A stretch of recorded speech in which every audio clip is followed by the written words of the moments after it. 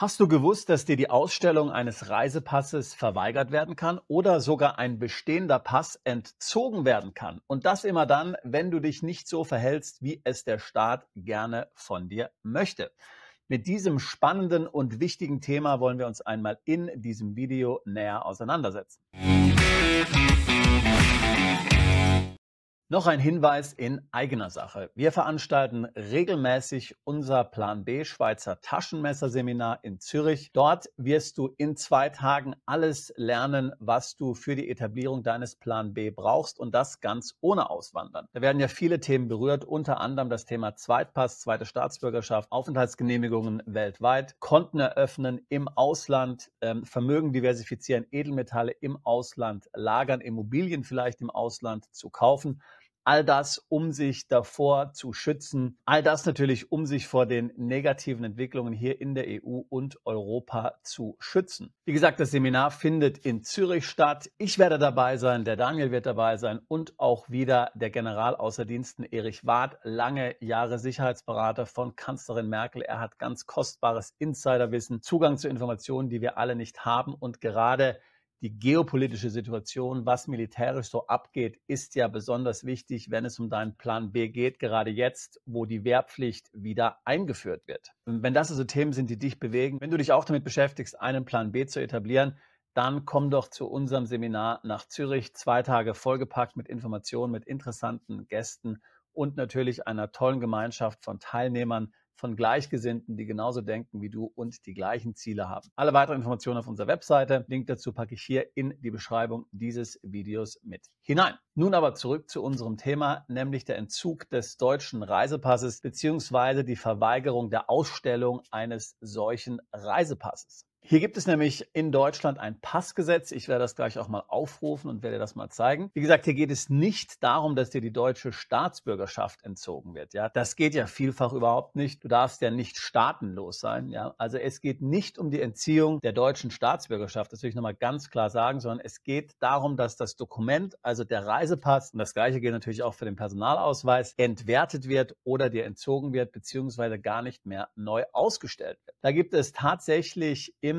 deutschen Recht das sogenannte Passgesetz. Das wurde auch erst vor kurzem wieder überarbeitet, was genau so etwas vorsieht. Und genau dieses Passgesetz möchte ich dir nun einmal zeigen. Hier haben wir es, und zwar Paragraph 7, die Passversagung.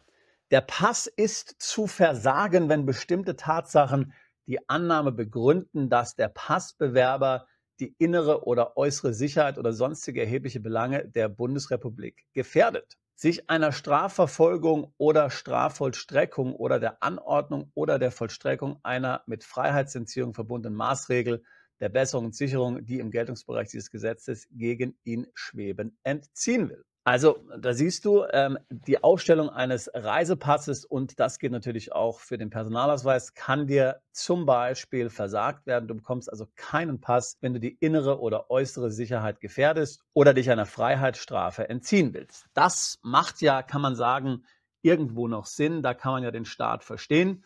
Aber jetzt scrollen wir mal hier weiter runter und schauen uns mal die weiteren Paragraphen an, die weiteren Teile dieses Passgesetzes, des Paragraphen 7 zur Passversagung. Und dann wird es dir schon ganz anders. Zum Beispiel hier Satz 4. Sich seinen steuerlichen Verpflichtungen entziehen oder den Vorschriften des Zoll- und Monopolrechtes oder des Außenwirtschaftsrechts zuwiderhandeln oder schwerwiegende Verstöße gegen Einfuhr, Ausfuhr oder Durchfuhrverbote oder Beschränkungen begehen will. Also es geht hier gar nicht um Steuerhinterziehung. Ja? Es geht ja hier nicht um einen strafrechtlichen Sachverhalt, sondern schlicht und ergreifend, wenn du vielleicht eine Auseinandersetzung hast mit dem deutschen Finanzamt in puncto, welche Steuer jetzt zu zahlen ist, zum Beispiel in welcher Höhe, vielleicht bist du da anderer Meinung als das Finanzamt, dann kann dir der Pass entzogen werden. Der Pass kann dir auch entzogen werden, wenn du dich der gesetzlichen Unterhaltspflicht entziehen willst, wenn du außerhalb der Bundeswehr Wehrdienst leisten willst, ja, also bei einer fremden Armee, auch das könnte man noch irgendwo verstehen. Aber nun kommt der ganz entscheidende Teil. Als Wehrpflichtiger eines Geburtsjahrganges, dessen Erfassung begonnen hat, ohne die nach § 3 Absatz 2 des Wehrpflichtgesetzes erforderliche Genehmigung des Kreiswehrersatzamtes, die Bundesrepublik Deutschland für länger als 3 Monate verlassen will. Also wenn du als Wehrpflichtiger aus Deutschland wegziehen willst und natürlich, wenn die Wehrpflicht wieder eingesetzt ist, momentan ist sie ja ausgesetzt, beziehungsweise es gibt eine neue Wehrpflicht, eine freiwillige Wehrpflicht, ja, oder auch als Kriegsdienstverweigerer, wenn du als Kriegsdienstverweigerer die Bundesrepublik Deutschland verlassen willst, ohne Erlaubnis, auch dann kann dir die Ausstellung eines Passes verweigert werden. Und jetzt gehen wir mal zum Paragraphen 8. Der Paragraph 8 sagt dann im Grunde genommen, dass dir auch ein bestehender Pass entzogen werden kann. Also nicht nur die Ausstellung eines neuen Passes verweigert werden kann, sondern es kann dir auch ein bestehender Pass entzogen werden. Vor dem Hintergrund der aktuellen Diskussion, der aktuellen Debatte rund um die Wehrpflicht, um einen möglichen Krieg, um einen möglichen Einsatz der Bundeswehr und anderer europäischen Armeen in der Ukraine. Frau von der Leyen hat das hier ganz vollmundig angekündigt. Putin hat dann 2 Tage später gesagt, dass solche Truppen legitime Ziele für die Russen sind. Also vor dem Hintergrund, dass jetzt die Wehrpflicht gerade wieder eingeführt wird, vor genau diesem Hintergrund musst du dieses Passgesetz sehen. Das heißt, wenn du dich einfach aus Deutschland entfernst, zum Beispiel als möglicher Wehrpflichtiger und hier nicht vorher um Erlaubnis gefragt hast, wie gesagt, solange die Wehrpflicht ausgesetzt ist, musst du nicht um Erlaubnis fragen, aber danach dann schon, dann darfst du dich nämlich länger als 3 Monate nicht ohne Erlaubnis des Karrierecenters der Bundeswehr im Ausland aufhalten. Wenn du das getan hast, dann kann dir im Ausland zum Beispiel der Pass entzogen werden. Der Pass wird dann im Grunde genommen einfach entwertet, der wird gesperrt und wenn du dann das nächste Mal versuchst, in ein Flugzeug zu steigen, dann kannst du nicht boarden, denn die Airline wird deinen Pass nicht akzeptieren. Also, jetzt stell dir zum Beispiel vor, du möchtest keine Wehrpflicht machen, du möchtest dich davor schützen, du ziehst nach Dubai um, du wohnst in Dubai, alles wunderbar, du hast dort ein angenehmes Leben, viele Ukrainer, viele Russen haben es ja vorgemacht und dann willst du auf einmal verreisen von Dubai aus und kannst dann nicht, weil dein deutscher Pass nicht mehr gültig ist. Jetzt fragst du dich vielleicht, ob das an den Haaren herbeigezogen ist. Und da möchte ich dir eigentlich nur 2 Dinge zu sagen. Erstens wird genau das ja schon bereits heute praktiziert in der Ukraine. Das heißt, ukrainische Männer können im Ausland keinen Pass mehr bekommen. Wer als ukrainischer Mann im Ausland lebt, der muss in die Ukraine fahren, um sich dort einen Pass zu besorgen. Und dann lassen sie natürlich nicht mehr gehen, weil er dann zum Wehrdienst einberufen wird. Genau das Gleiche in Grün haben wir hier letztlich in etwas anderer Form auch. Ich habe vor kurzem mit einem Mandanten gesprochen, er hat ein erfolgreiches Unternehmen aufgebaut, er ist in die Schweiz umgezogen und hatte dann eine Auseinandersetzung mit dem deutschen Finanzamt. Wie gesagt, es ging nicht um Steuerhinterziehung. Er hat keine Steuern hinterzogen. Es standen hier keine strafrechtlich relevanten Sachverhalte im Raum. Er hat einfach eine Steuerfeststellung durch das Finanzamt bekommen, war nicht einverstanden und befand sich dann eben im Konflikt, im Streit mit dem Finanzamt, der sich jahrelang hingezogen hat. Und irgendwann haben die deutschen Behörden dann tatsächlich seinen deutschen Pass gesperrt. Das musst du dir mal vorstellen. Ein Nicht-Krimineller, er wohnt im Ausland und die deutschen Behörden bekommen nicht das, was sie wollen und dann entwerten sie mal eben den Reisepass. Glücklicherweise hatte dieser Mandant bereits die Schweizer Staatsbürgerschaft erworben. Das heißt, er war dann mit dem Schweizer Pass natürlich genauso mobil wie mit dem deutschen. Er kann die Schweiz verlassen, er kann in aller Herren Länder fliegen, er kann überall reisen. Nur eben der deutsche Pass, den hat er momentan nicht mehr. Also, nochmal, nur dass wir uns richtig verstehen. Die deutsche Staatsbürgerschaft ist davon natürlich nicht berührt. Die kann man dir nicht so ohne weiteres nehmen. Aber der Pass, wie du gerade eben gesehen hast, im Passgesetz, der kann dir entzogen werden, wenn verschiedene Situationen vorliegen. Und wenn du mich jetzt nach meiner Prognose fragst, dann würde ich sagen, dass wir davon ausgehen können, dass das in Zukunft alles noch schlimmer werden wird. Denn wie gesagt, jetzt wird die Wehrpflicht wieder eingeführt. Wir haben in allen möglichen Regionen der Erde hier tatsächliche bewaffnete Konflikte, Beispiel eben die Ukraine. Und wie wir hören von der Leyen und auch unseren Politikern, ist es absolut hier geplant, dass deutsche Soldaten in diese Konfliktgebiete geschickt werden und dann hier als Kanonenfutter letztlich verheizt werden.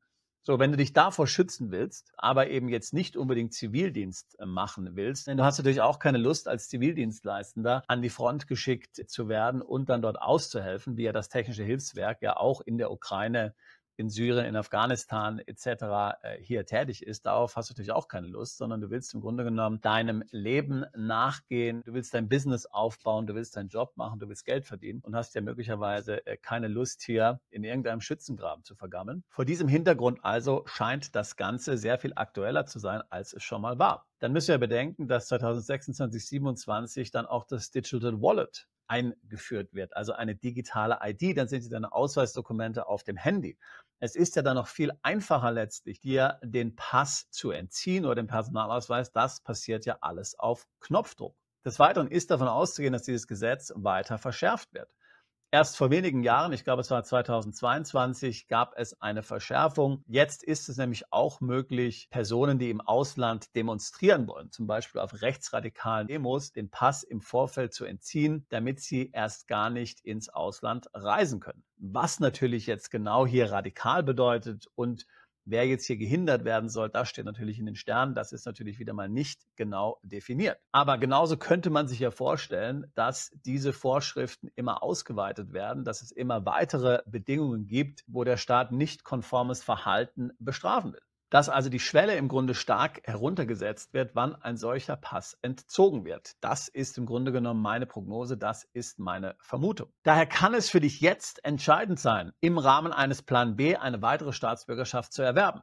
Du weißt es vielleicht, seit Juni 2024 gibt es das neue deutsche Staatsbürgerschaftsgesetz. Da kann im Grunde jeder Deutsche mehrere Staatsbürgerschaften haben. Du musst die deutsche Staatsbürgerschaft nicht mehr abgeben. Du musst auch keine Beibehaltung der deutschen Staatsbürgerschaft separat beantragen. Jeder kann verschiedene Pässe besitzen, von EU-Staaten, von Drittstaaten. Und das ist natürlich etwas, was wir jedem empfehlen, genau vor dem Hintergrund, den ich jetzt hier erklärt habe. Denn es ist natürlich schön und gut, wenn du dich ins Ausland absetzen kannst, wenn du damit verhindern kannst, zum Beispiel in den Krieg zu müssen. Aber wenn du da nicht mehr reisefähig bist, weil deine Dokumente entwertet werden, dann sitzt du fest. Dann bist du in Dubai und kannst Dubai nicht verlassen, wenn wir das mal als Beispiel nehmen. Und da ist dann ein zweiter Pass tatsächlich ein Rettungsanker. Ich sage ja gar nicht, dass du die deutsche Staatsbürgerschaft aufgeben sollst. Das ist gar nicht unbedingt notwendig. Du hast einfach einen zweiten Pass, mit dem du reisen kannst, wenn dir der deutsche Pass entzogen wird. Das ist wie eine Versicherungspolice für die Schublade. Und da kannst du den zweiten Pass auch lassen, wenn du möchtest. Du kannst ihn natürlich auch noch viel umfassender verwenden, zum Beispiel um eine zweite finanzielle Identität aufzubauen. Ja, es ist in vielen Ländern zum Beispiel auch möglich, dass du dort einen neuen Namen in den Pass eintragen lässt, dass du also deinen Namen änderst. Du könntest hier zum Beispiel deinen deutschen Vornamen Johannes in das englische John ändern lassen oder auch einen ganz anderen Namen wählen. Viele Länder lassen das zu. Aber selbst wenn du das nicht willst, kannst du ja dann mit diesem neuen Pass zum Beispiel Konten eröffnen. Diese Konten sind dann eben nicht in deinem deutschen Pass verlinkt, sondern mit deinem neuen ausländischen Pass. Du kannst Aufenthaltsgenehmigungen erwerben in allen möglichen Ländern und kannst diese in den neuen Pass einkleben, sage ich mal, und nicht in den deutschen. Wenn jemand dann also deinen deutschen Pass kontrolliert, sind da keine Visa drin und keine Aufenthaltsgenehmigung. Das ist mit einem solchen Zweitpass möglich. Und jetzt hast du vielleicht die Frage, wie du an einen solchen Zweitpass kommst. Nun, auf unserem Kanal haben wir schon vielfach darüber gesprochen. Du kannst natürlich einen kaufen. Citizenship by Investment heißt das. Da ist eine größere Investition für notwendig, sagen wir mal mindestens 150.000 Euro. Dann gibt es andere Möglichkeiten. Du kannst in einem Land leben für einige Jahre und bekommst dann oftmals dort den Pass. Also zum Beispiel, unsere Mandanten sind sehr an dem irischen Pass interessiert, weil damit kann man auch in UK leben.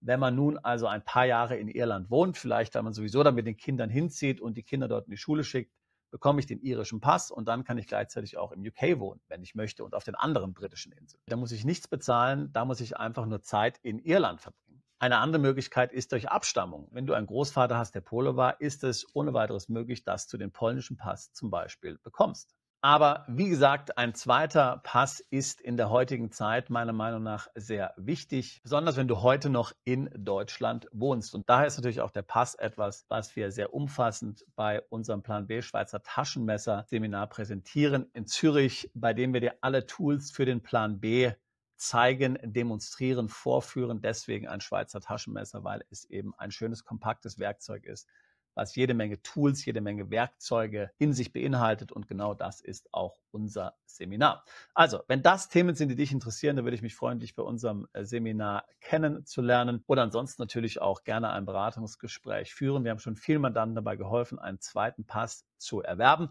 Das ist komplett legal, das musst du nirgendwo anmelden, das kannst du einfach machen. Wenn dich das interessiert, dann würde ich mich freuen, mit dir ein Beratungsgespräch zu führen. Link dazu packe ich hier in die Beschreibung dieses Videos mit hinein. Wir tun seit fast 20 Jahren nichts anderes, als uns genau mit solchen Themen zu befassen, nämlich Auswanderung, Steueroptimierung im Ausland Plan B, zweite Staatsbürgerschaften, Zweitpässe. Ich würde mich freuen, auch dich als bald zu unserer Mandantschaft zählen zu können. Bist du Unternehmer, Freiberufler oder Investor? Zieht es dich schon lange ins Ausland? Mach heute den ersten konkreten Schritt in eine Zukunft mit mehr Geld und mehr Freiheit. Buche ein Beratungsgespräch mit Sebastian und seinen Kollegen. Unsere Kanzlei unterstützt Mandanten wie dich dabei, deine Steuerlast legal zu reduzieren, Vermögen aufzubauen und zu schützen und deine persönliche Freiheit zu maximieren. Profitiere jetzt von unserem Fachwissen und unserem Netzwerk. Gehe zu mandatierung.com und werde Mandant unserer Kanzlei.